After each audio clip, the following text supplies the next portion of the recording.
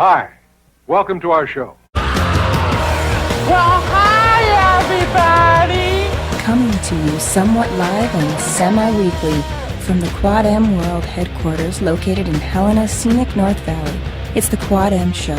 Here are your hosts, TJ and Jason. And as we kick the start off like we always do, let's go ahead and give a little love to those that are giving us a little bit of love. Thanks for checking us out in Caldwell, Idaho, Angeles City. I have no idea where in the hell that is, but, okay. Of course, Boise, because, out there this past weekend for the Wizard World Boise. We'll talk about that a little bit in segment 2. Just because there's some involved storytelling involved there. Let's see. What the hell is that? Pickataway. I'll say it's that. If I've mispronounced, please to forgive. But Pickataway, New Jersey. I guess. Oh, what else do we got here? Of course, all of our... of course. Pickataway. Pickataway. Pickataway. Pickataway. Oh, of course, all of our fine Chinese and foreign bots from across the pond. Ni howdy. Ni howdy. Pride, Louisiana, making a return. Steamwood, Illinois. We got Clinton, New Jersey. We got Los Angeles. We've also got the home office here in Helena. Romeo, Michigan. As well as Winstead, Minnesota, coming back again. Roundup, Montana. Glendive, Montana. Union City, California. Hi, Derek. Let's see there. Jonesville, Florida. Palatine, Illinois. Columbus, Ohio. Tampa, Florida. Dallas, Texas. McAllister, Oklahoma, where the wind comes sweeping down the plain. Since I was carrying out that O, trying to figure out which O state you were from. And New York, New York. So, to each and every single one of you, God bless your pea-picking hearts. Thanks for stopping by, checking us out, and enjoying yourself a little bit. The Quad M Show. Right on. Yay, us. And our divine global presence. Divine global presence. Oh, so as we kick into it, good sir, how was your week? Busy, hot, and sticky. Oh, my. Oh, and her name was? Work. oh, that whore. Well, it's been a week, a couple of weekends there. Did you get any outside infidel activities done? Did you get any shooting done? Nope. Not at all. Wow, it's just been nothing but just straight through with the fucking... I was, past couple weekends, been helping a friend put new floor in his camp trailer. Oh, okay. Getting the home, I guess, I don't know if it'd be his homestead camp trailer or if it was like his actual trailer to use for camping. It's Montana. It can go either way. A camping trailer for camping. Okay. Just say, don't give me that look. It's Montana. It can go either way. I'm living off the grid. No, it's for camping. Okay. All right. Oh, well, we got us some big news this week. Right? Despite my wanting and needing to get them in-house prior to leaving for Boise, the day after Monday, or not the day after Monday, but the day after I got back from Boise, Monday, we've received them. The hard physical copies of Enigma number 4 are in our hot little hands and ready to deliver out to you, the waiting audience. Yes. So we finally fucking got them in. Oh well, at least number 5's coming along much, much quicker. See. I got, let's see there, what do we got? First 6 pages of art done. I've been kind of flip-flopping. I think I may finish out the first like act, the first scene, and then I might just do some lettering just so I have some preview to show at the convention. Cool. In Chicago coming up at the end of August. It's June, right? No, this is July. This is July. Yep. We went and blew stuff up. Stuff was done, blowed up, and we talked about it.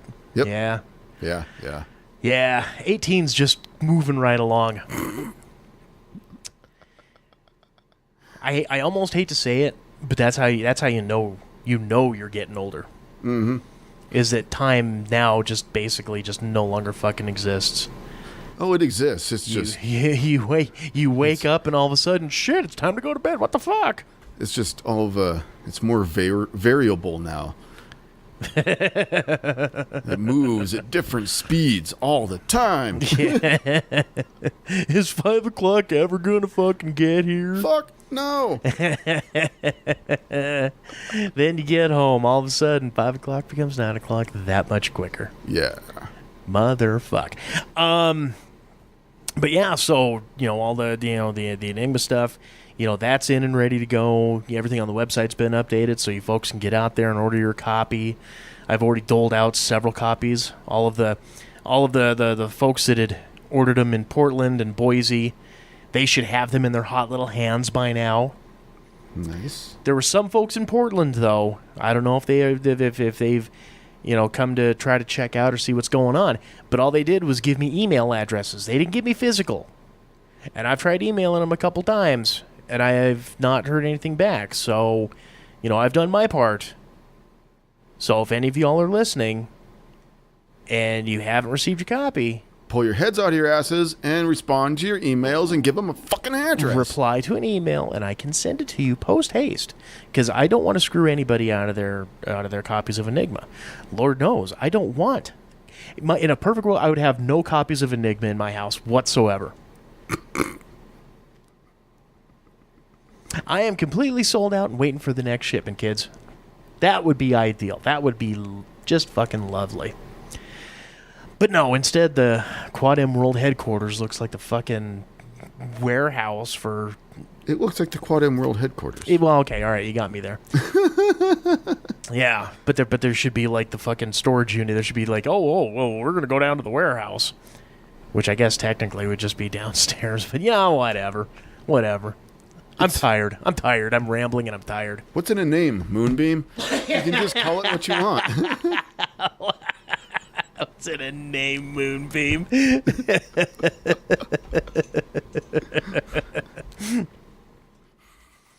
Speaking of which, I don't know why, but yeah, I mean, obviously, like any other fucking human being, you've had a song stuck in your head, of course, right? Right. And me, I always have to ramp it up to that next fucking level. Okay. So, for some god-awful reason, I've had, for like the last 3 or 4 days, I've had the song Magic by the Cars stuck in my head. You listen to too much AM radio. Well, no, it's a great fucking song. It's a great pop song.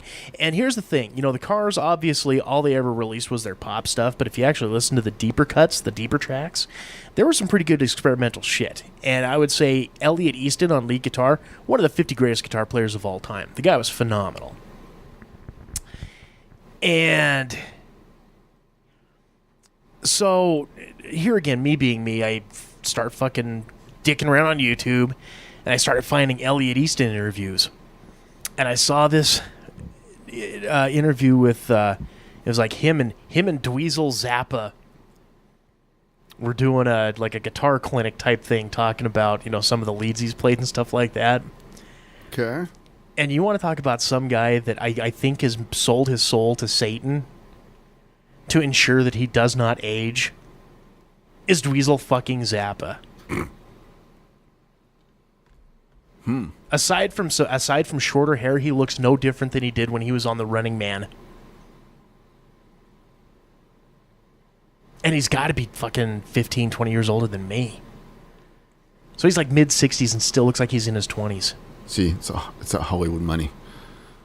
Well, not really. He didn't really do anything specific. I think it's that Frank Zappa money. Well, whatever. Fine, the music industry money. Whatever the fuck. It's the money. I think him and Ralph Macchio are sipping from the same fountain of youth, I'm thinking. Right? I got to figure out what their game is. I don't know. Because these vibrant young looks, they won't last forever. You might have to be a Scientologist. That might get you in. Oh, God. Get that, just like Tom Cruise.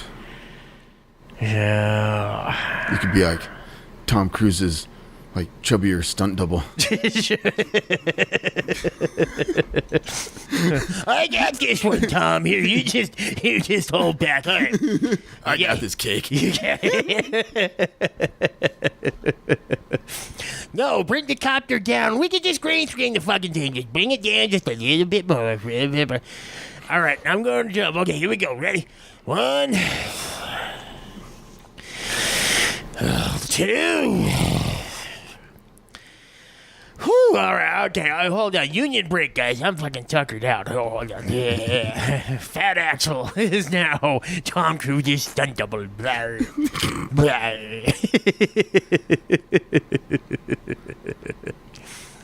But no, that just reminded me of that for no other particular reason than his sister's name was Moonbeam, and what's in her name? Moonbeam. See, there you go. That's called coming full circle, kids. Right.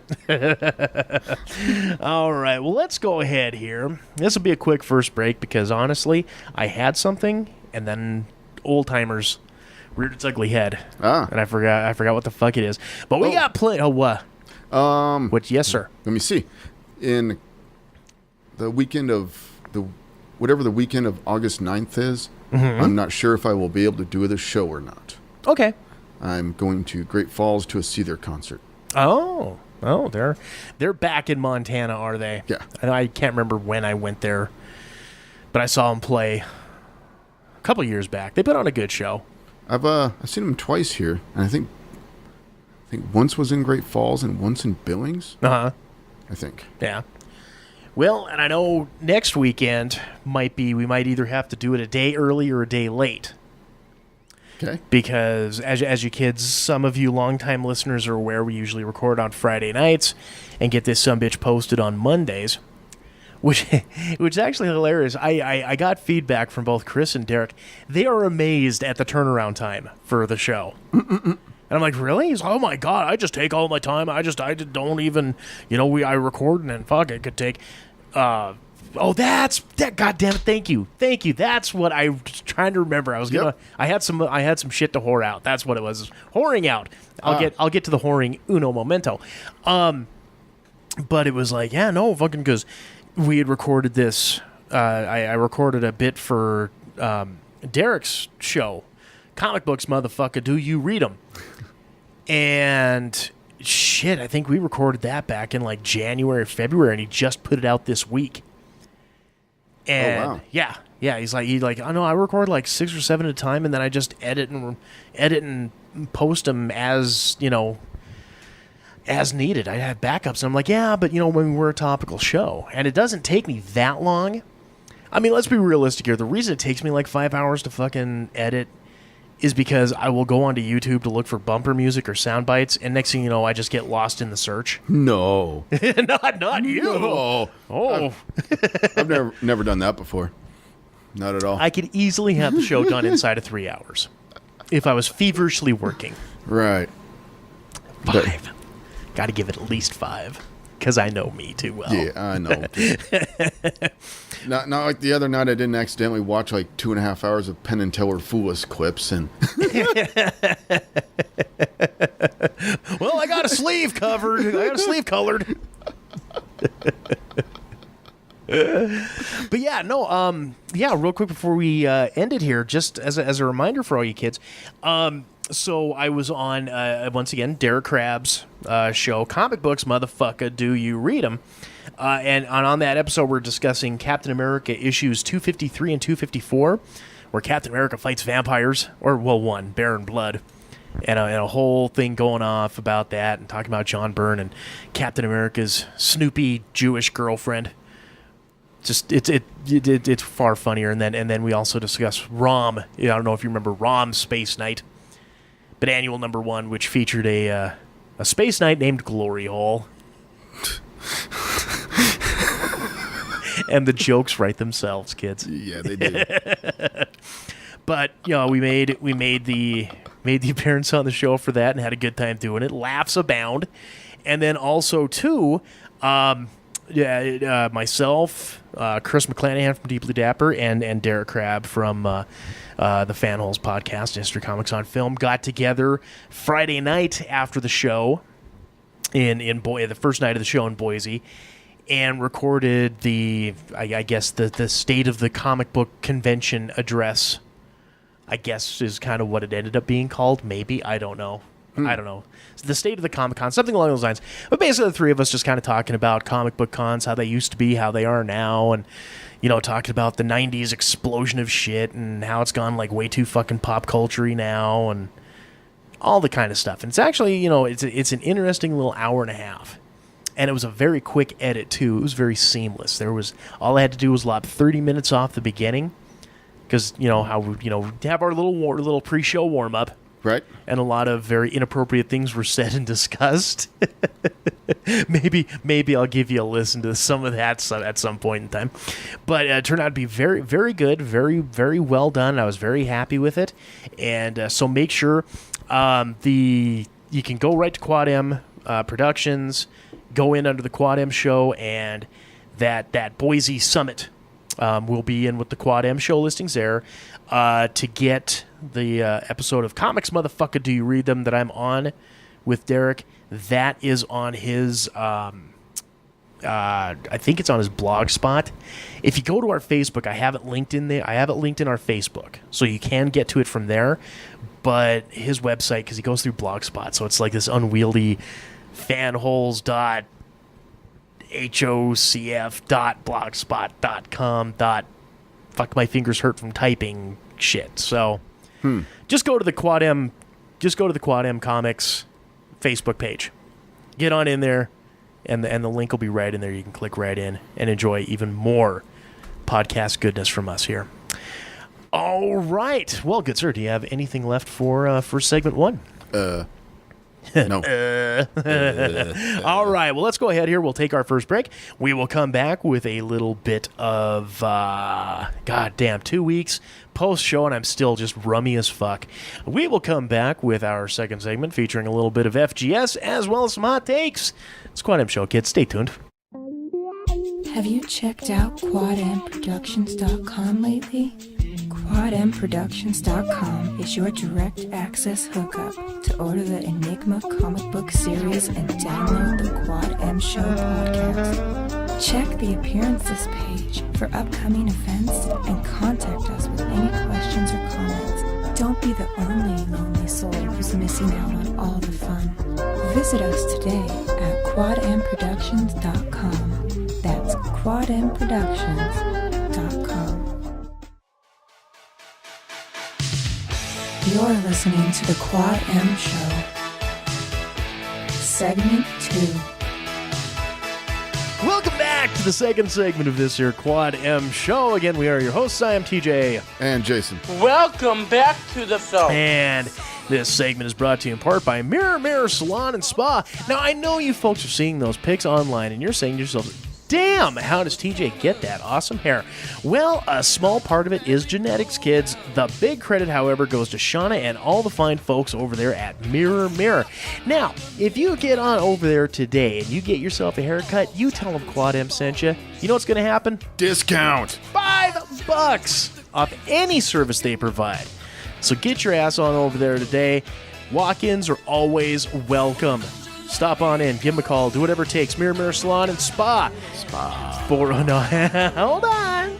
406-603-0644 or stop on in at 2043 North Last Chance Gulch in Helena. That is Mirror Salon e Spa.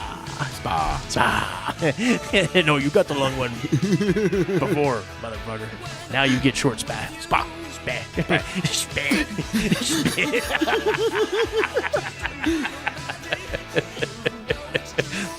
Yeah, Drag, get on over there. Mirror Salon and Spa.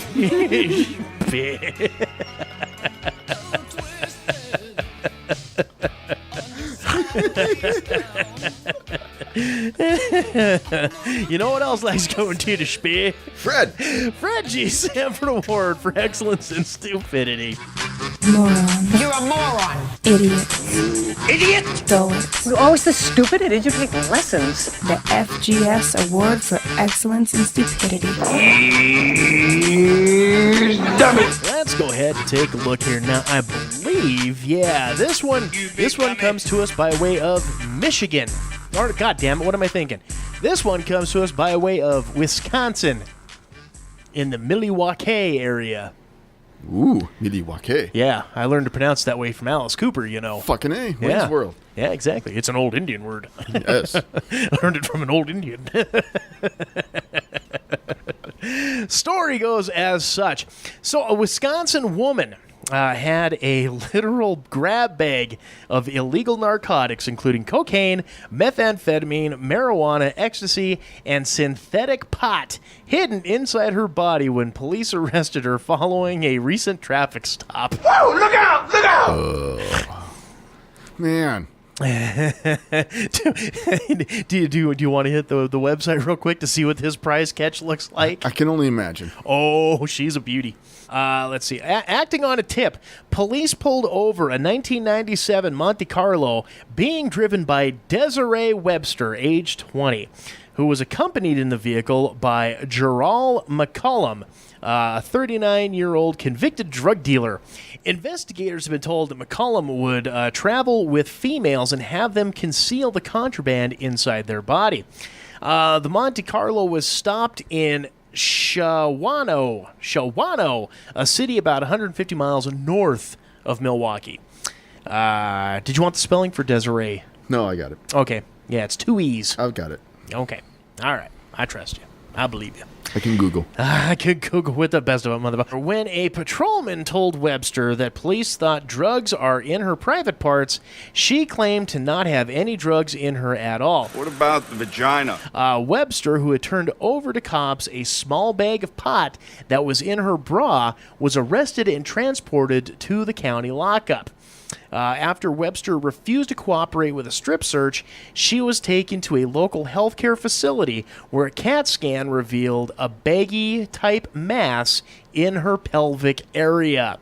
Webster eventually removed what cops described as a plastic baggie about the size of a fist from her vagina. Down, down, down!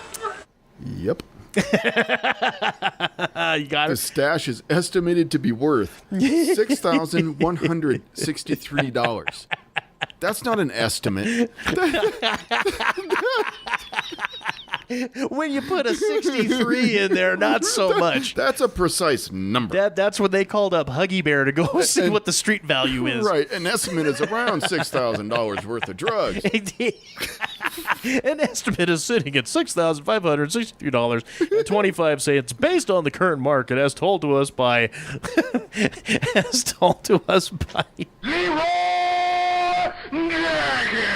famed street merchant in the Milwaukee area, who's down with all pricing. The baggie contained 3 other baggies that held cocaine, meth, ecstasy pills, marijuana, and synthetic cannabinoids.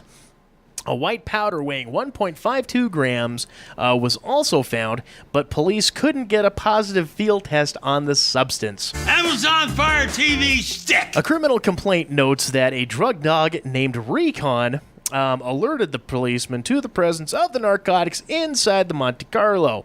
The canine reportedly showed an extreme level of interest in the driver's side seat. Webster has been charged with 6 felony drug counts. She was also hit with multiple felony bail jumping raps since she was... Page 2. Now, page 2. Since she was busted while free on bond in an earlier felony case, which remains pending, McCollum was charged with multiple narcotics counts as well. See, these kind of people that give drug users a bad name. Ruining the reputations Right. of us fine, upstanding drug users. Like, remember, kids, don't get high on your own supply. And if you're crossing state borders, obey the traffic laws.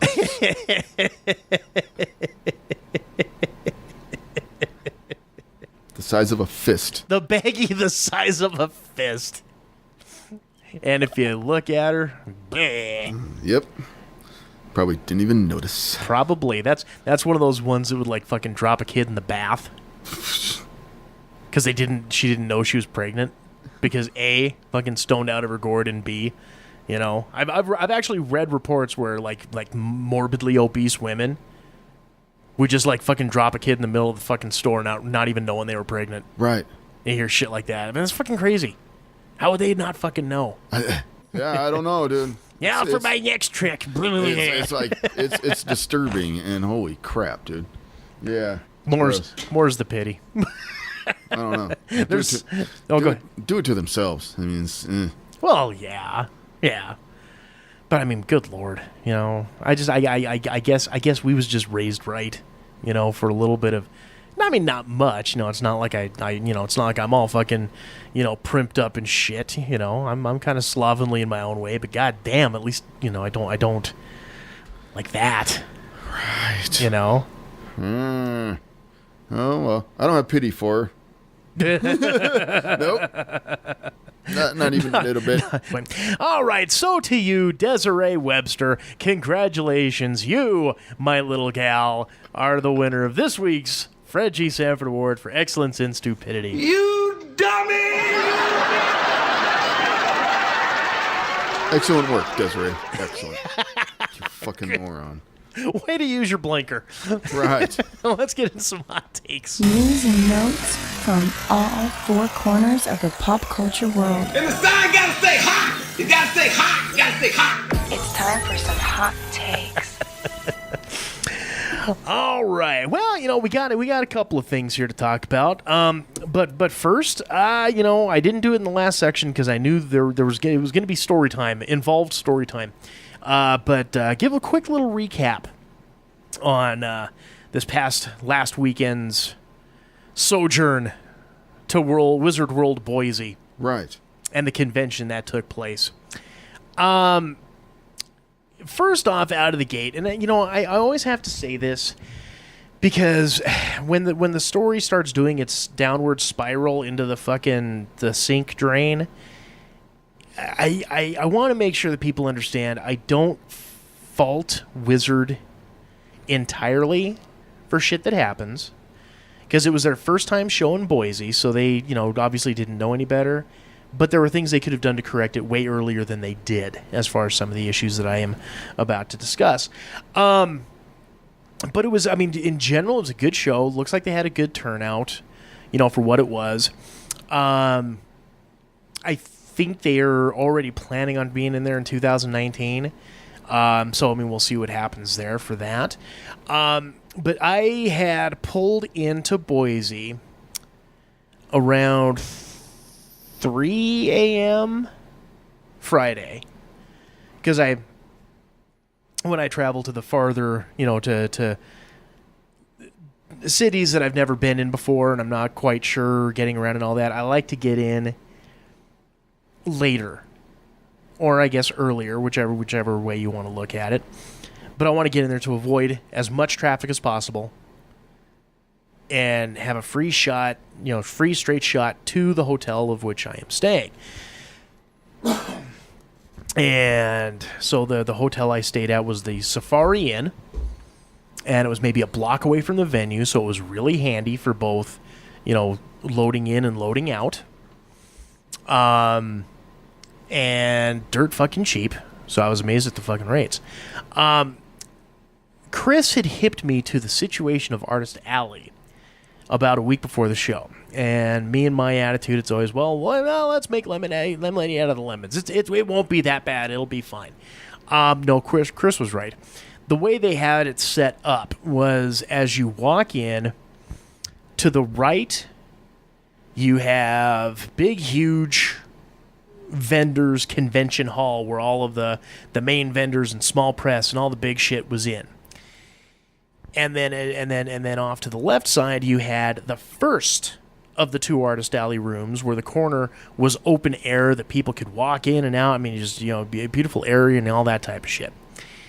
You go past these two down a hall, and you've got the Celebrity Signatures, which is, again, in a larger room on the right-hand side. And then you have the second Artist Alley room, totally blocked off with like 2 or 3 doors that are open air, and about 20 of us in there. And at that point, my greatest fears were made real after setting everything up, and I was ready. Show starts up, and Friday we literally had no traffic coming our way because nobody knew that fucking room was back there. Yeah, you're talking about that. That's BS. I mean, there was no signage. There was no nothing. I went through and I was talking to folks beforehand, both in the vendor area as well as that big, huge, nice prime real estate artist alley area. And everyone was like, yeah, no, we'll make sure we're directing them over, we'll make sure we're directing people out that way. And for those that did, I mean, I thank you, but I don't sit there and hold expectation that everybody is going to fucking do it every time. That's just unrealistic.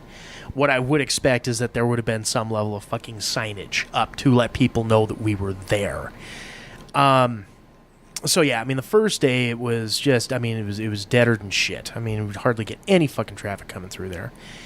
And Chris had upgraded to where he was like in this row of vendors on the outside wall of the vendor hall. So it was open air. People would be able to just, fucking see him and go to him and shit. And he was getting some decent traffic. But even then, like I said, people just were not aware.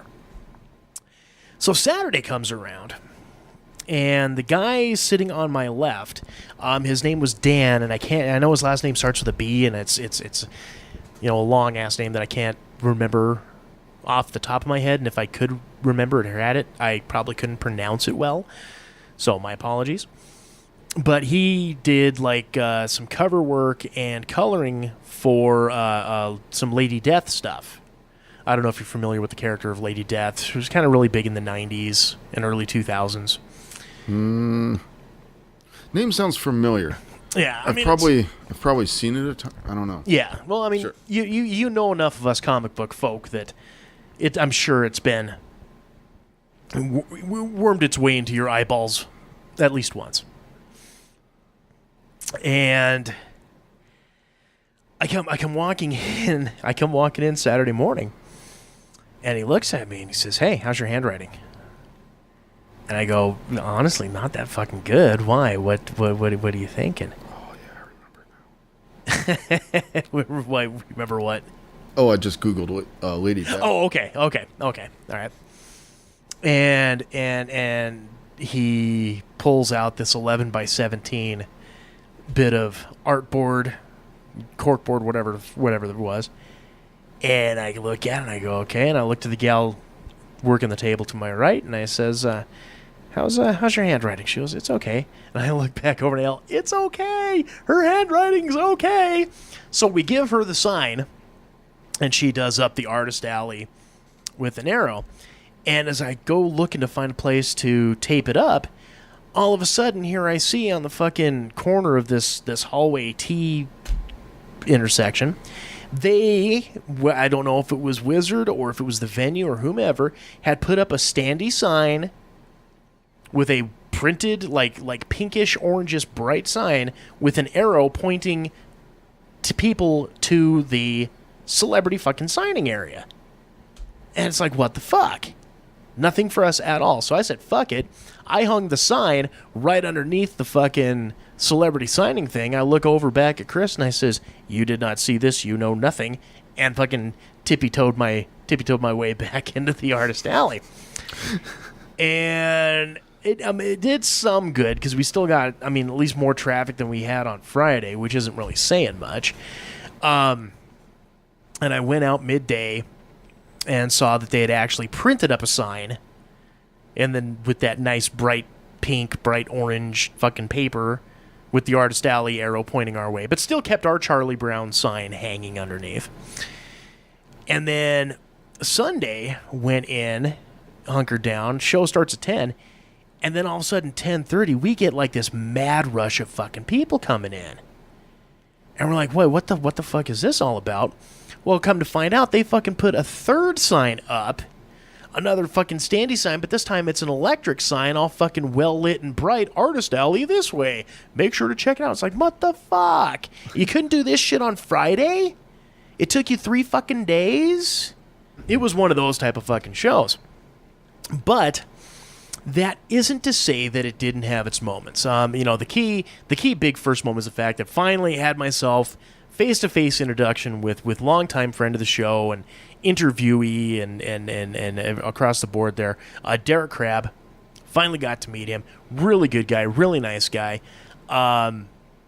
Shit he didn't have to do, he did. He was out scouring dollar bins, when he was out doing his walkarounds and stuff, and picked me up because when we were talking about the ROM annual #1, I'd made mention about the artist on that annual by the name of Patrick Broderick, and I kind of laughed when Derek said the legendary Patrick Broderick, and I was like, kind of laughing. I'm like, yeah, okay, haha, because I'd really never heard of the guy, and then I didn't realize the level and volume of body of work that this guy actually had, and I've actually got quite a bit of his stuff, and I was like, oh fuck, I didn't even realize it.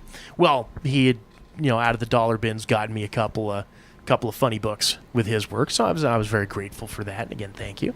And of course, again, myself, him, and Chris were able to do the 3-way summit.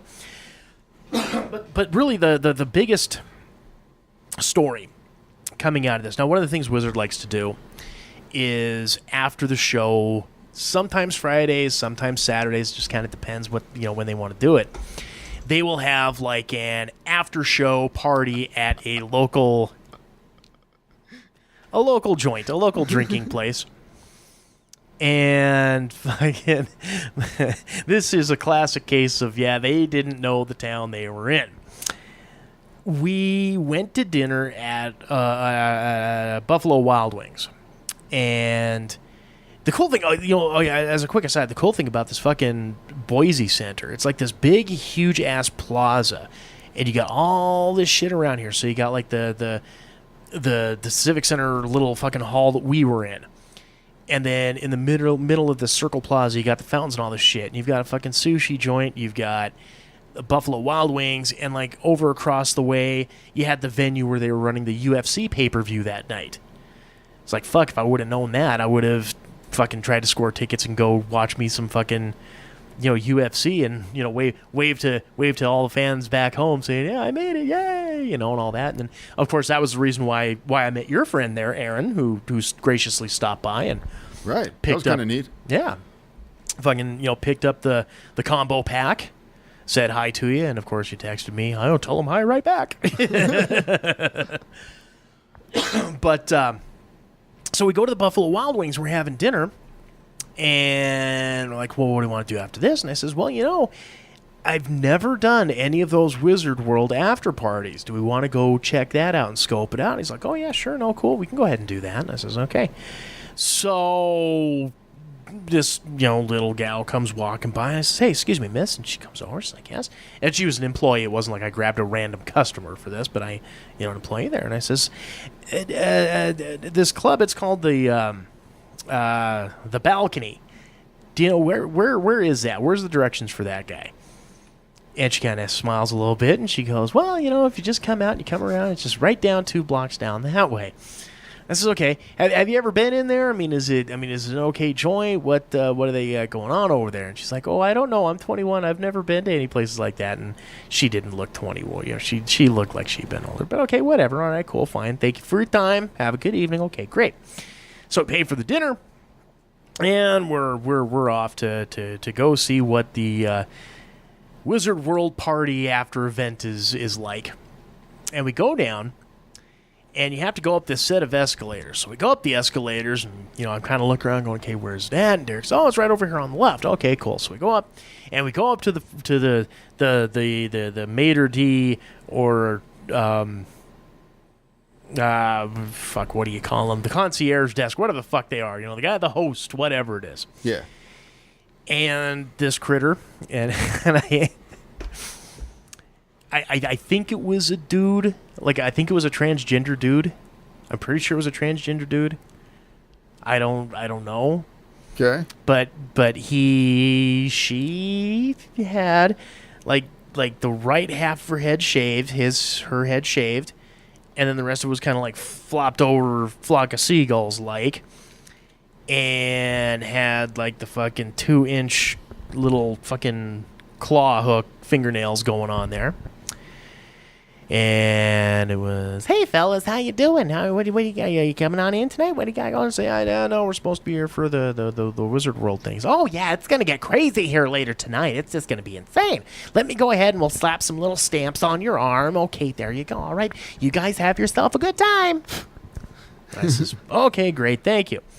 Now, I didn't think anything of it because of the fact that, quite often you will have your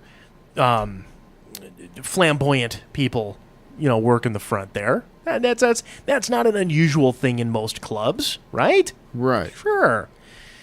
So we go and get and the layout of the place is actually really cool. You got like your main bar, and then wrapped around the bar literally is a balcony. I mean, it's pretty fucking wide balcony. You got the tables up against the rails, and you can sit out there and have a smoke and all that type of stuff. And it's overlooking the street.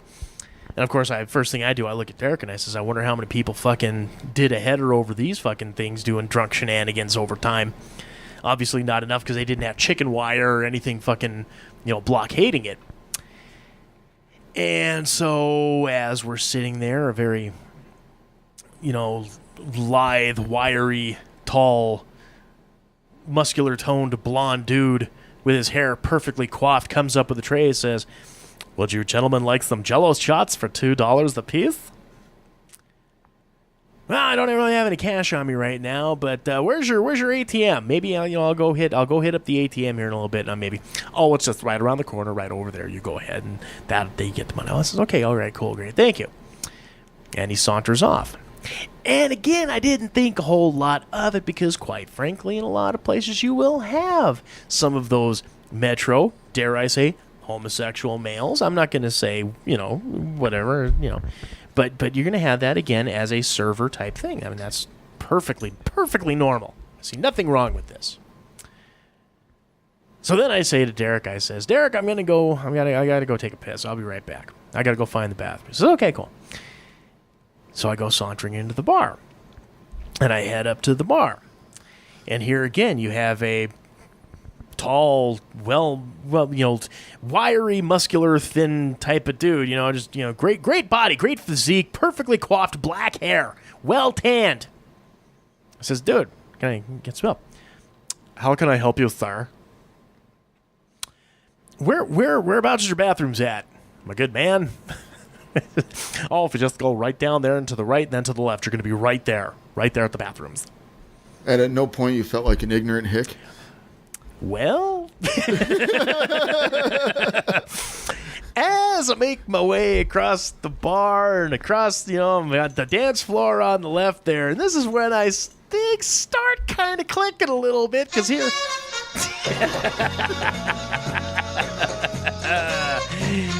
Yes, guys are talking to guys. Chicks are talking to chicks. There's a lot of dancing going on, but nothing intergender. Adam and Eve, not Adam and Steve, right? No. No, you're supposed to say yes. Light starts kind of coming on in the head there. you may want to back it up and hit it loud again when I do when I get to the punchline here. So as I make my way into the bathroom, I'm at the urinal. And here above the urinal, they got the drink specials. Because of the Comic-Con, you had Tiberius tea. Of course. As well as a sparkling water. Sparkling water. Like Brooklyn. Because Bill Shatner was there. Mm-hmm. All of his friends call him Bill, you see. Right.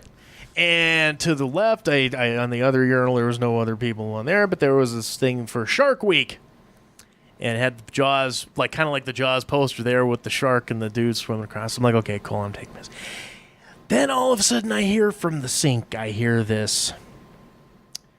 Oh my God, my hair is just a mess. I can't do anything with it. Does anyone have any spritzer? Does anyone have any kind of spray? Oh my God, this is just killing me. I can't do a thing with it. So it was at that point. I want to take you to a gay bar, gay bar, gay bar. The light turned on.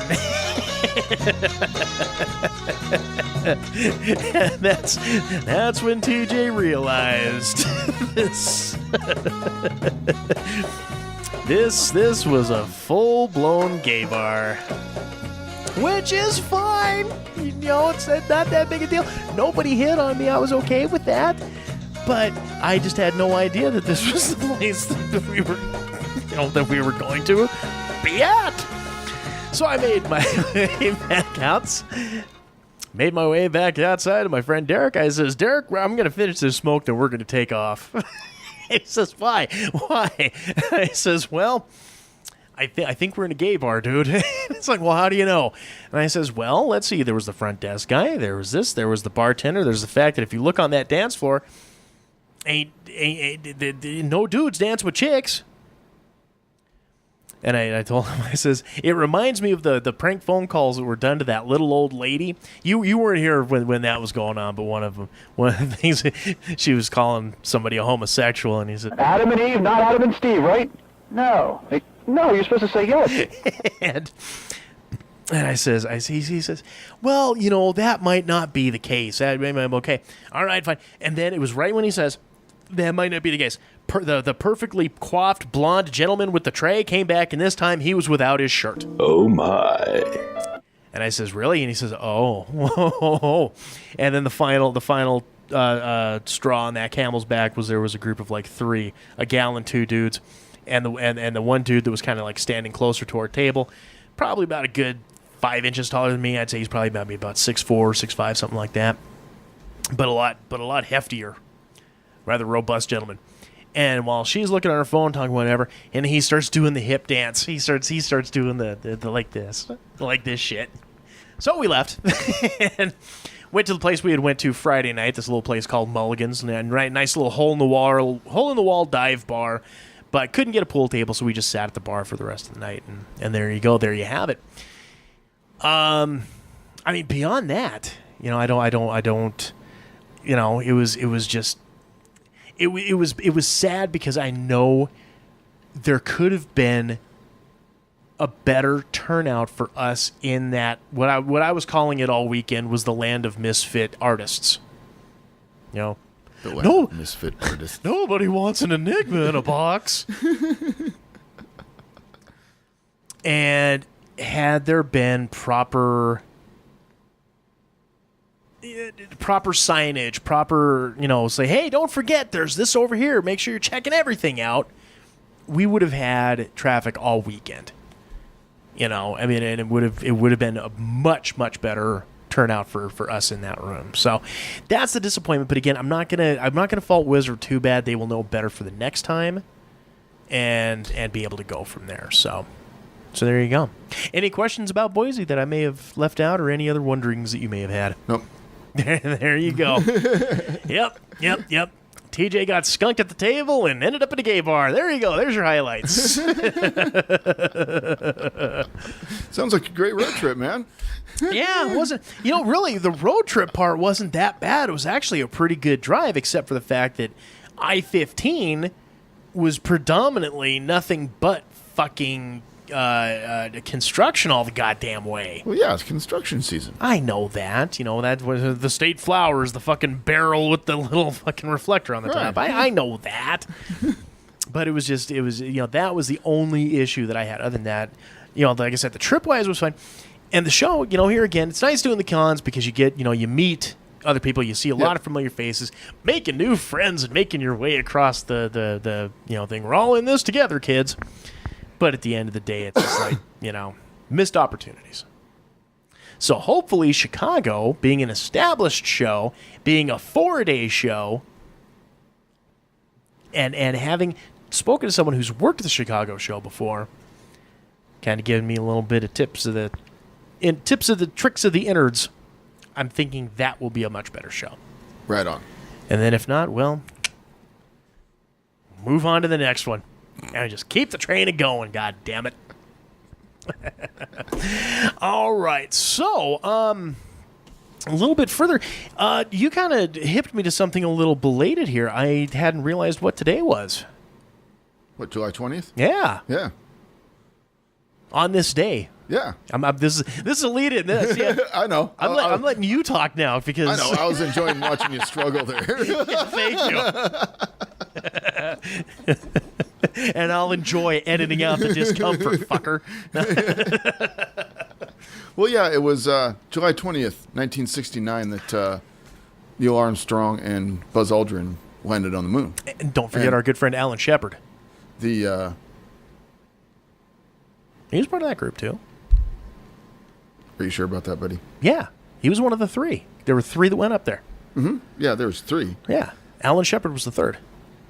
He didn't walk on the moon. There was the guy in the command module still orbiting the moon. Only 2 people.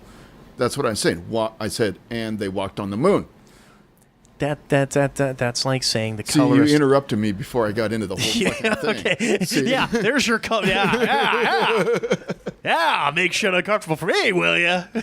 I'll show you. I'll fix your painted wagon, mister.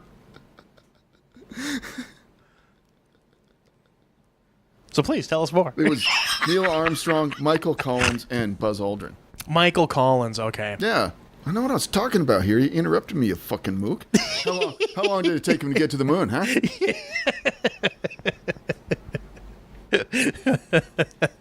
I don't know, but I guarantee I got out of the balcony quicker. 3 days. 3, see? At least I got something right. Okay, what was the name of the rocket? Come on. This is Snake. It was. It was the Apollo... No, the name of the rocket. The Mercury 7? Nope. No. What was it? The Saturn. Oh, it was Saturn, okay. Mm-hmm. How long did the whole mission last? It did, okay. I didn't know we were turning this into pop quiz. Hot shot. Well, you asked for it now, buddy. How long did the mission last? Yeah. I will say 9 days. 8. Pretty damn close. Hey, come on. Come on. Roman god, bing! Within 24 hours, bing! Yeah. Apollo 11 was the spacecraft. Okay. And that's what that. No, but yeah. 49 years ago, they fucking strapped themselves to a fucking big giant bomb. Fucking Never mind that, it's just turbulence. yeah, fucking shot off to the fucking moon. That's pretty amazing in my book. And then we only went up there one more time after that, wasn't it? No. Or was that the only moon landing we've ever done? No, there was, I believe, 6 more. Was there? Okay. I think it's like 6 or 7 more. I think the last one was, I can't remember. Probably Apollo 17, because Apollo 18 was the shitty horror film about the one that never came back with the space crab rocks. Yeah. Get you here. Yep. Yeah. Apollo Okay. 7. Yeah. Mm-hmm. Have you ever, I don't know that I've ever asked either of my parents if they watched the moon landing when it happened. Knowing my grandparents, probably not. Oh, who wants to see that shit? I know my mom did, because it was an event because my mom's house they were the only place in town that had a TV.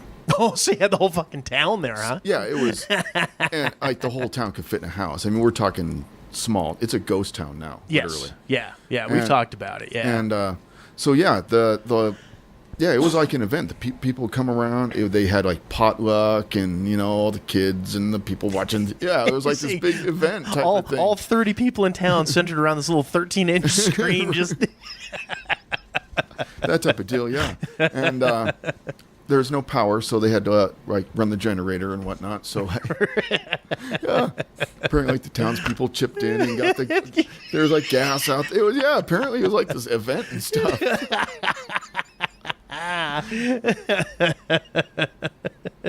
Oh, the good old days. The good old days. Oh, well, another thing that was kind of breaking news today that it had happened upon and learned, and I don't know if I should be disappointed on this or not, but apparently James Gunn has been fired from the Guardians of the Galaxy franchise. He was the director of Guardians of the Galaxies 1 and 2. Right. And he's been fired. Did you see that? Yep. because of questionable tweets Right. that were buried from many, many, many years ago. See, folks, delete your Facebook, lawyer up. Bang. And you too can continue to direct a Marvel Disney movie without repercussion. Oh, yeah. No, it was like some shit about like fucking orangutan jerking off on a kid or something like that. And he's like, "This makes me happy." It's like, okay. I mean, I didn't go far enough to actually look in and see the fucking tweets, but I was reading about like all the fucking crazy shit that was going on in there. What he had posted. I mean, it was some pretty fucked up things.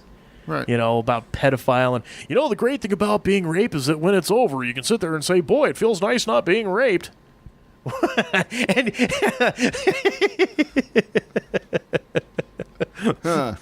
what's that? Disney wants me on a property? All right, I'm directing Disney. Rape, rape, rape, rape, rape. Pedophilia, rape, rape, rape. Oh, maybe he should have gotten the FGS award. No, because that's mistakes of the past. We all have skeletons in our closets. Just Right. the mouse frowned upon that certain skeleton. Oh, yeah. You know, I get The you mouse is powerful. Oh, the mouse is powerful. I heard some shady shit the other day about what the fucking mouse was doing when it came to Last Jedi.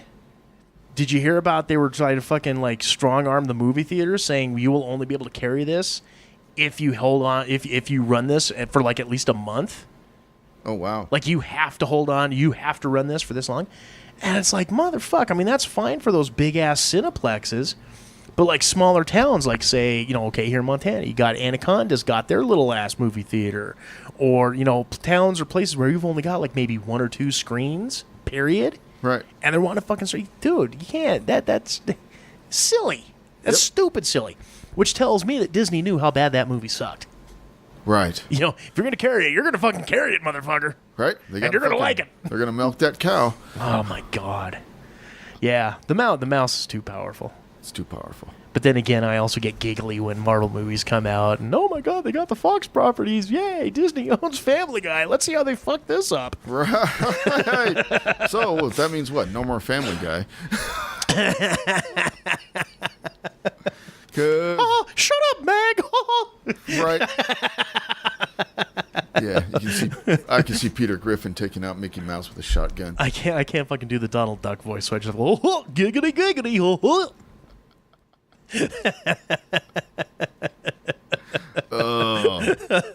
You know what your problem is? You're fucking goofy. Giggity giggity. Giggity, giggity, giggity, giggity. Stop.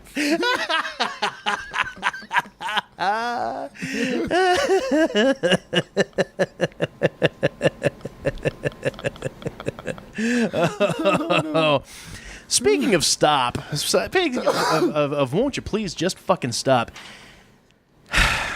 Goddamn, Jenny McCarthy's a moron. Yeah. Yeah.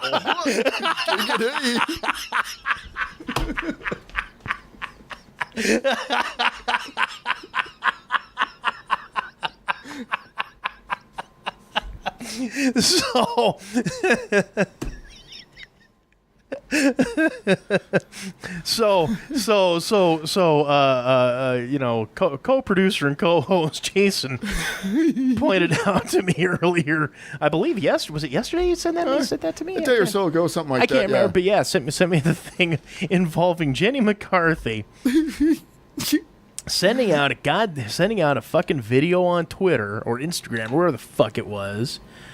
Oh my God, my house is haunted, Donald. You know, of course, you know she's married to former New Kid and Jigsaw victim Donnie Wahlberg.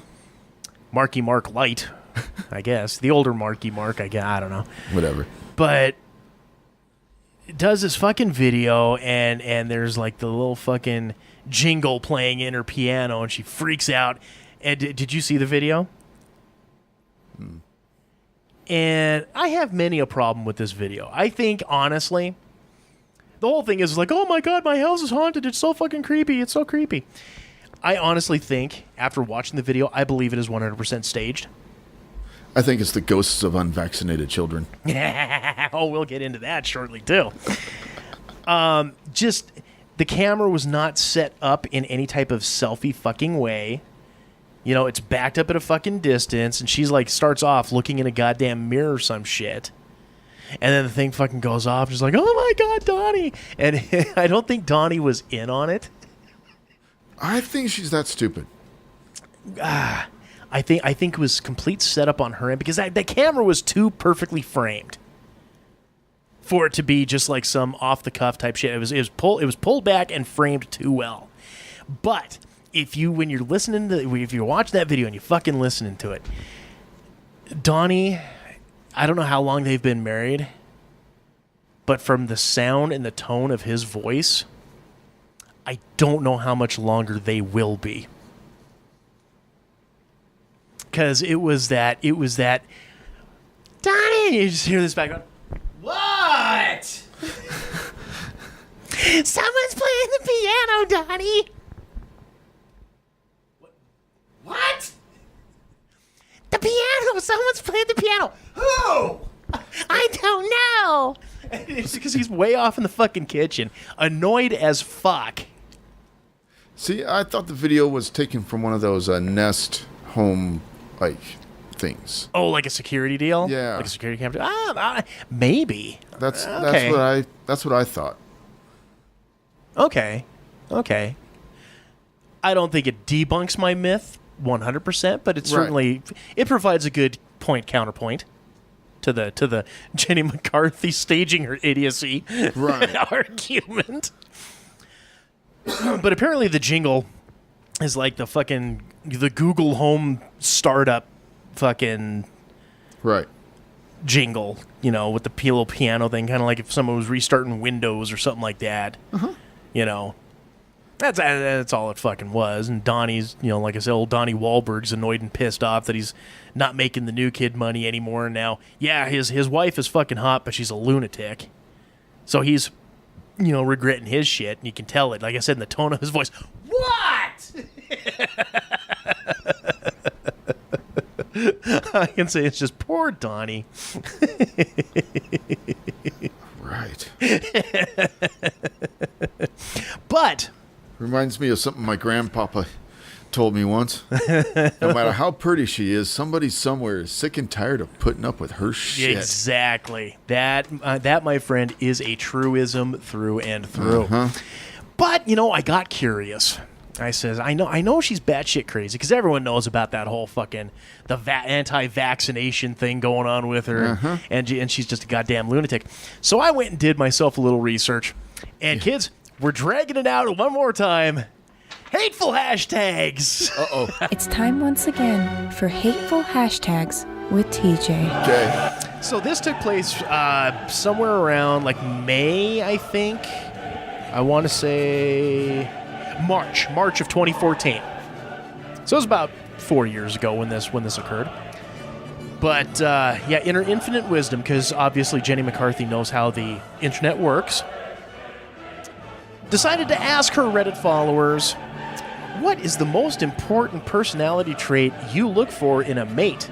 Reply using hashtag Jenny Asks. Would you like to hear some of the replies? Yes.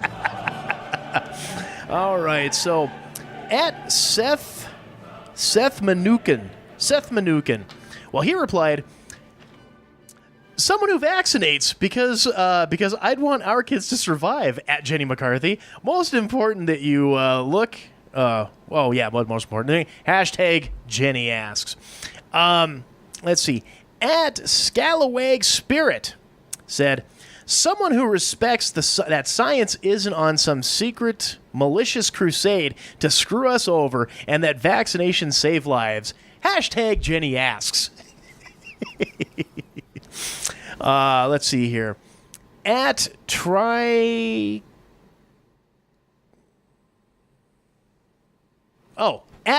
Lee Sings. It's kind of like Reddit in the fact you got to decipher some of these names every once in a while. It's the internet. Yeah. So at Trisha Lee Sings, well, she says her ideal mate. What qualities do you look for in an ideal mate? Science literacy and critical thinking skills. Hashtag Jenny Asks. Oh yeah. Oh, there's it gets better. Trust me on this. Okay. At Skeptical Babe. skeptical beige, I guess. I don't know.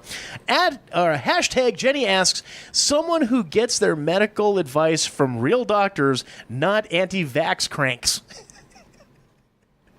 Looking for what is Jenny Ann wondering what isn't an ideal mate? Well, Jen Lott says, while I do love getting diseases that were eradicated in the last century, I would say vaccinated is a trait I look for. Hashtag Jenny asks. Oh, let's see here. Let's see. At Kevin Lolita says, ideal mate accepts scientific consensus and considers the elderly, infants, and immune compromised before spreading diseases or before spreading baseless hysteria. Hashtag Jenny asks. I got a bunch of these, but I'll donate. I'll get her down real quick. Oh, here's the one that you asked. Okay. All right. So at Brett Munson. Well, he replied, enough understanding of science that they don't end up with a body count website named after them. Oh, yeah. Hashtag Jenny asks. Let's see here. At Martin Kachikzuzu. Hashtag Jenny asks, what I want in a mate? Someone with enough grasp of reality to know that Botox is toxic. That Botox is toxic and vaccines aren't. Let's see. Okay. At Sean Rollins. No, I'm sorry. At Sean Rawls. What type of shoes go with my smallpox? Hashtag Jenny asks. I've got one too. Oh, okay. Yeah. Jim Jeffries says, vaccines made Jenny McCarthy's kid autistic. But is he really, or is he just Jenny McCarthy's kid? Hashtag Jenny asks.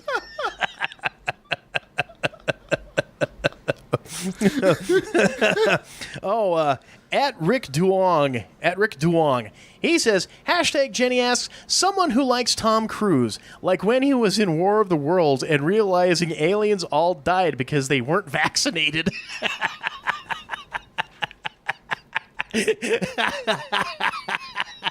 Oh, shit.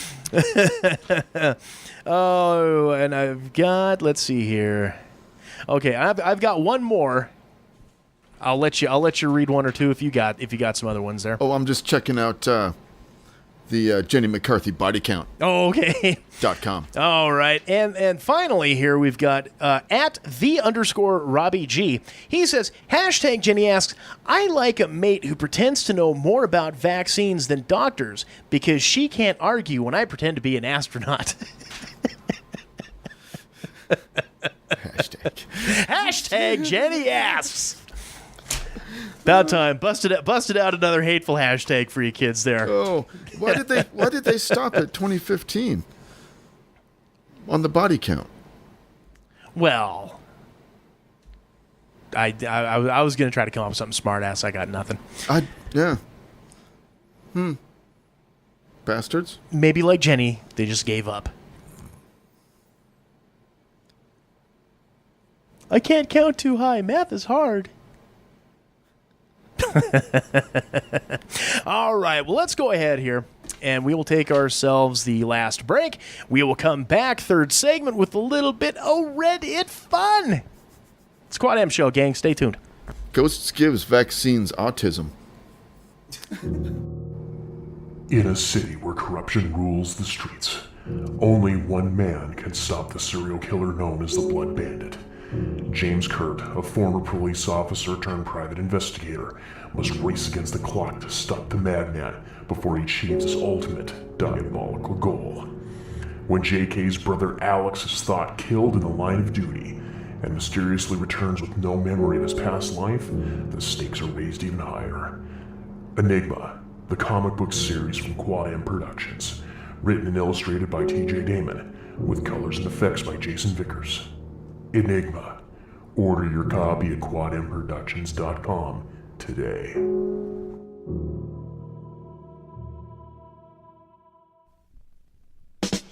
You're listening to the Quad M Show. Segment 3. Welcome back to the third and final segment of this here Quad M Show. Again, we are your hosts. I am TJ.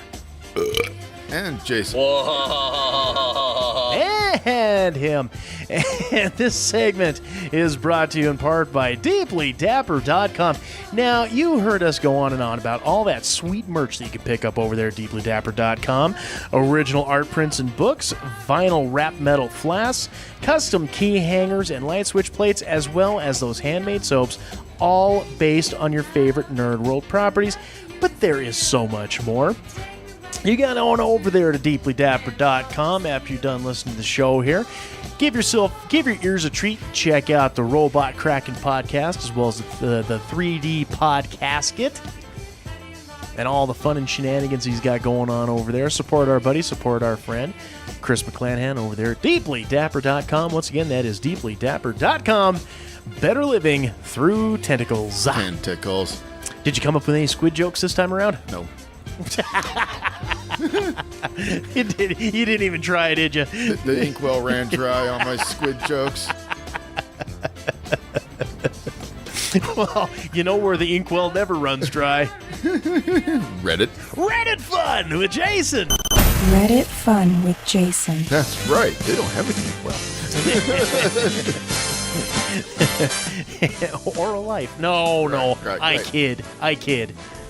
Are you kidding me? I'd love to get flamed on Reddit. It means somebody was listening. There's Reddit Roast Me. You post your picture and they roast you. Oh, they had that back in the day. It was called Hot or Not. No, this is Redditors commenting on your photo. Yeah, I know, but it's not Hot or Not. Yeah, it is but Redditors still commenting on your photo. They are roasting you. But I would much rather stick with that, because at least that way, when I'm ranked a 4. Can I put your picture up then? No, fuck you. No. You do not get my permission to do this. No. Damn. Okay. Let's find somebody else. Let's find someone we want to mutually abuse. I don't think you can do that. Well, we can. It's just a matter. There's rules for the subreddits, man. Just like this one. Okay, what does the Hive Mind have in store for us this week? I hope we got you warmed up with some 20 questions earlier. So, we're going to play Drunk or a Kid again. Oh, Jesus Christ. Okay, yeah. No. Because I'm so good at this one. I know, right? Yeah. Got to get something to write with and on here. Here's some scrappy paper. Okay. We got TJ and Reddit. Versus the grudge match you've all been waiting for. Live at the Normo Dome. Sunday. Weighing in at 230 pounds, coming from his mother's basement. TJ. It's the man, the myth, and the legend in his own mind. TJ. And speaking of TJ, the first question. Grabbed fistfuls of cheesecake and left a trail as I ate it going up the stairs. Oh, that's drunk. Kid. Fuck. Oh, you're not starting off good, man. I never start, end, or do in the middle well with this damn thing. Okay. What are we going to? Let's go to 12. We're going home. Not a nice round number. Yeah. No, you know what? Let's go either 11 or 13. 13 it is. That way we can't end in a tie. 13 it is. Not that we'll come close to ending in a tie, but that way we can't end in a tie. Okay. Are we going to tell the story about the cheesecake walking up the stairs? Or are we just, is it worth it? At 3 to 4 years old, woke up before everyone in the house. He grabbed multiple fistfuls of cheesecake and dragged it up the stairs to his sister to share, leaving large chunks on the ground as he went. When I walked in the room, I just stared at the kids, prompting my daughter with mouth full to point at her brother and say, "He did it. I didn't eat any of it." Now, see, I thought the rules on this was it was supposed to be them, like themselves. It was like I did it, not my kid did it. You know what I mean? Like I did it as a child. I think I called shenanigans on that the last time around too. Well, but hey, whatever. It's Reddit. We just play it. It's there. So apparently it passed the mods. So It's you don't have your opinion is great, but it doesn't matter. it don't mean shit. Just like the points. Right. Dropped my pants and shat right in the middle of a Walmart buggy. I'm going to go kid. Oh, you should have went with... Are you fucking kidding me? Should have went with drunk. I was very drunk. Me and my friends had just came from bar hopping when I decided to stop by Walmart. For some reason, that still remains a mystery to me. When I got inside, the urge to shit just hit me out of nowhere. It was a watery shit, too. I didn't feel like running to the bathroom. So I just dropped my pants, climbed into one of the stationary buggies, and shit right in the middle of Walmart. One of the employees came over, cursed me out, and called the cops on me. All the while, me and my friends were laughing our asses off. I woke up in jail cell with a serious hangover, and for half the day I couldn't remember how I got there. And the designated driver told us what had happened.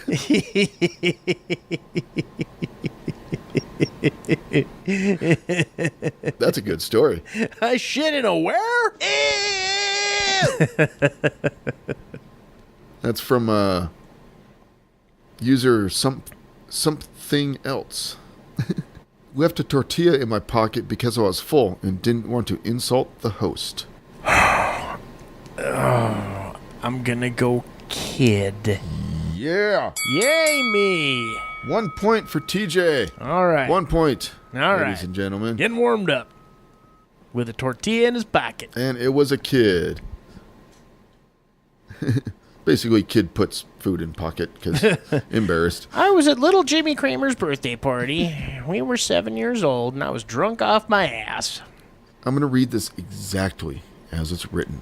Oh, God. Okay. All right. Feel down the stairs and ravioli on me. The fuck? Was he having a stroke? What the hell? My name is Travis, and the Moose Dog. Okay, so he feel down the stairs, ravioli on me. Yes. Feel down the stairs and ravioli on me. I'm gonna go drunk. Ooh. It's a fucking kid? Kid, I was running and slipped with a plate of ravioli in my hands. I fell down the stairs and hit the radiator with my head. and thus the excellent typing skills. Don't go ninja, nobody don't need ninja. Concussions are awesome. Right. Tried to hop a baby gate at 3 a.m. to get some fried chicken from the fridge. Ended up breaking some of my toes. Drunk. Kid! See, god damn it. Oh, man. This you know what? See? There's not much difference between drunks and kids. You just throw these at me to humble me is all you're doing. I get it. I understand. I was a kid. It was a tall baby gate with a button you had to press to open it. I was too lazy to open it, so I had the genius idea of just climbing over it. I didn't quite land right, and some of my toes broke. I then crawled to the fridge, ate the chicken, and began crying for help. Well, at least got priorities. Right? Ran around naked with my friends chasing me. Ran through a door, locking it behind me, and then falling asleep for hours. Ooh, this one could clearly go either way. Right. Running around naked with my friends chasing me. I'm going to say drunk. You are correct. Oh, okay. I was dramatic pause. Right. The super story by I Am a Baguette is I am a baguette. I Am a Baguette says the whole story. Super drunk. That's the greatest story ever told. I was drunk. Yep. Super drunk. That's how you shit in a buggy at Walmart. That's how you shit in a buggy in Walmart too, you know. It's that's a story that's multifaceted. Reached up to a counter and pulled an empty mug down onto the floor where it promptly shattered. That can, here again, go either way. I'm going to go with kid. And you are wrong. God damn it. 6 more left, man. And the score right now is like what, 6-1? No, it's 5-2. 5-2. Okay, so basically what it amounts to is I can only miss 2 more. 2 more. I ate all the marshmallows, every single one, out of a brand new package of Lucky Charms. Then put the cereal pieces back in the box and hoped no one would notice. I'm gonna say kid because I've done that stone cold sober as a child. Oh.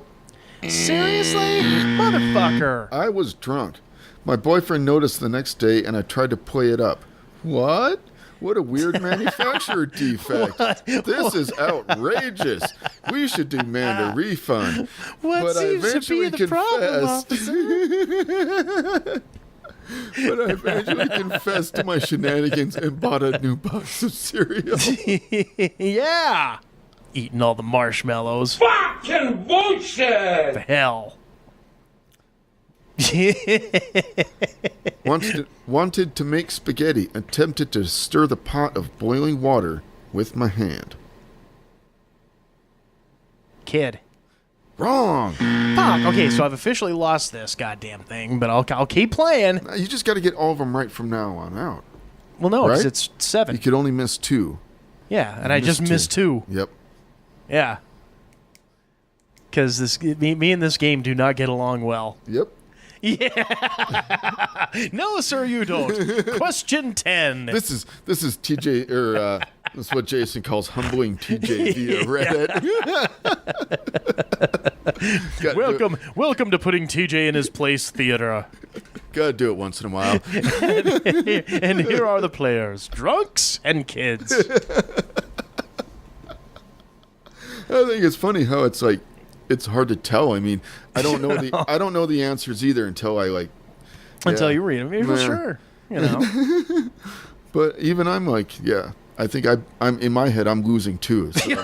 Well, okay then. Okay. We're gonna keep going anyway. Well, of course, yes. We will do all 13. I have no problems with this. Threw up in a urinal.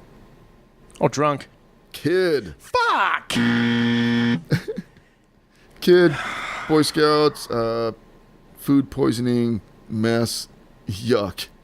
Yeah. I love how this time around they're very succinct with the stories.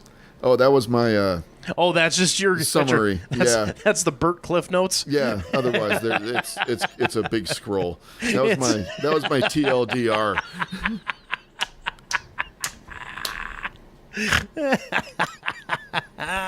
Made up a new word. It was communist. And I proclaimed that the definition to be a person who likes the community. My friend told me it was already a word. I started throwing paintballs at him and calling him a liar for an hour, and then went to bed. We say kid? Oh my God, man. Seriously, was a fucking drunk? Jesus fucking Christ. I mean, like, it's just... How drunk do you have to be not to know what the fucking word communist means? I downed 2 bottles of straight Jack and was drunk. That'll do it. My friend kept trying to convince me that he wasn't lying to me and it was an actual word. I already knew this before I was drunk, but I was convinced that it wasn't. After about an hour screaming liar and throwing paintballs at him, I went to bed. Fuck you! Communist is no fucking word. Nah. There. That's TJ's reenactment of that evening. Did we give Reddit the point for that one already? I don't know. At this point, it don't fucking matter. 2 more. 2 more. Saw an LGBT flag outside someone's house. My friend laughed about it, so I did too. Got LGBT confused with BLT and started a long rant about how BLTs have too much lettuce. Drunk. All right. 3 points. Because I was like, shut up. 3 points on the board, ladies and gentlemen. 3 points. And you know, 3 is a magic number. It is. Or so I'm told. Yep, drunk. Me and my friend had come back from the bar. He was sober. I was drunk. They put too much lettuce on those LGBTQs. The story is this question. Okay, last one. Can he pull it off? Nope. Nope. We've already determined that one. Well, we just had to verify again. Will Reddit get the nice round number of 10, or will TJ fuck it up for him? Let's find out. Couldn't find my car in a crowded parking lot. Finally gave up and started crying where my good buddy found me. Drunk. Drunk. Drunk. Not like kind of drunk. No, like my head is spinning on a whim attached to a ball bearing drunk. I had shut a bar down early. First and only time I ever did that. And the bar owners were mad and told me to leave. Well, when I tried to allocate my car, which was sitting in the middle of a parking lot that was full of both cars and people at the time, I couldn't find it. I fell on my knees and started crying like I had just watched a relative die. All the good while, my buddy was inside using the bathroom. He was my designated driver. He came out and found me curled up in the fetal position beside some random person's car. Picked me up, took me home, tucked me into bed, and left.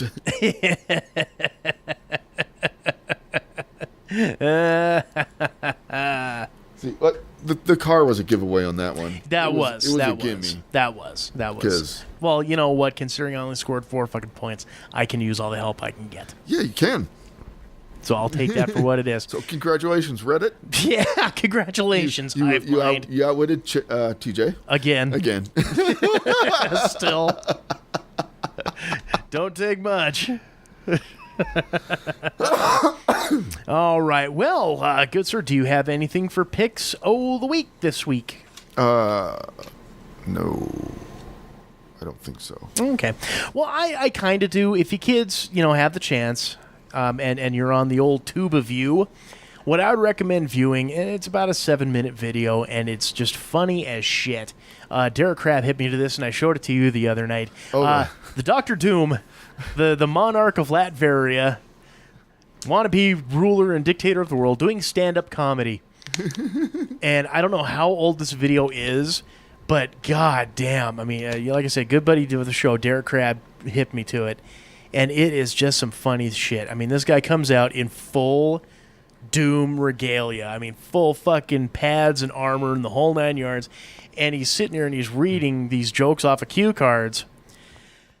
And basically the jokes are just simply think of whatever stereotype, racial, dumb blonde joke, it doesn't matter, whatever type of stereotyping joke. That's the word, stereotype joke. Doesn't matter whether it's racial or gender biased, whatever it might be. No, I don't want to have to explain it 4 times. It does not matter. You can, and the brilliant thing is, you can insert any joke into this bit that he does. You'll know the joke when you fucking hear it. But it's hilarious because instead of your ethnicity, your gender, your sexual orientation, whatever it is, they insert Fantastic Four in there. Yep, usually the Fantastic. And Reed Richards, after he's done fucking the sheep, looks at Ben Grimm the Thing and says, "All right, now it's your turn." And Ben Grimm the Thing sticks his head in the fence.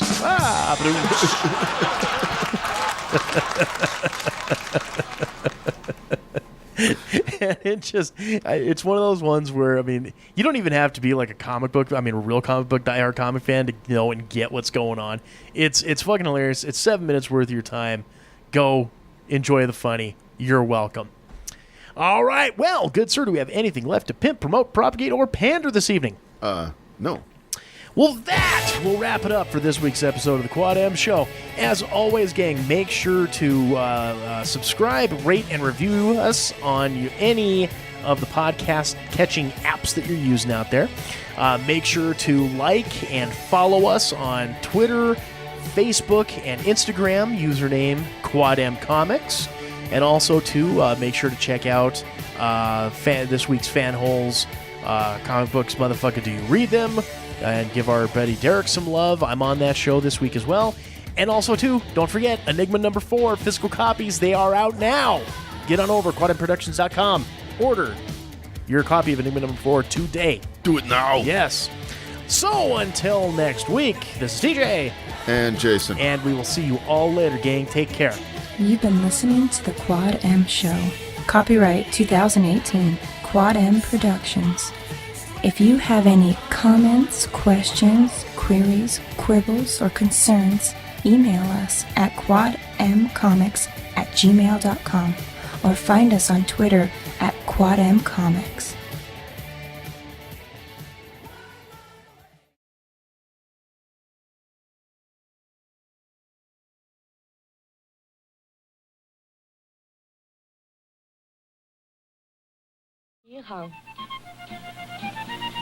No matter how you say it, Cruce con la verde, en el medio pierde. it always means the same thing. Attraversate soltanto al segnale verde, mai nel mezzo della strada. Cross at the green, not in between. Kijk daar hier bij de gas, nou dan wens is green. Niet ergens zwischen in midden vom Block. It means cross at the corner, never in the middle of the block. Don't walk until the light turns green. Always cross at corners where motorists expect you and where you can see them. Cross at the green, not in between. In any language, it's a way of life.